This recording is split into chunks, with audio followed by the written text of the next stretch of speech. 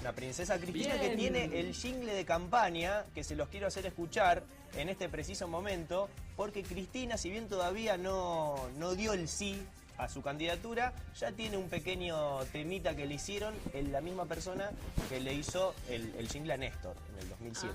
No sé si tenemos la posibilidad de escucharlo, si no lo dejamos para después, si lo tenemos. Ahora. A ver, vamos a ver. Dale. Fuerza Cristina, que este destino, el que Dios te mandó, de ser presidenta de todo un pueblo que hoy más que nunca quiere seguir con vos.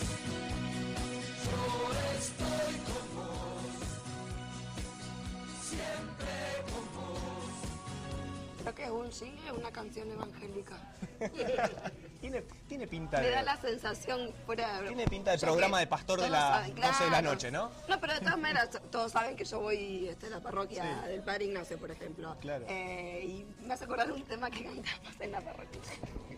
Te juro. Así que bueno, este es el jingle, Anita. Después te lo voy a cantar, hoy no puedo. Claro.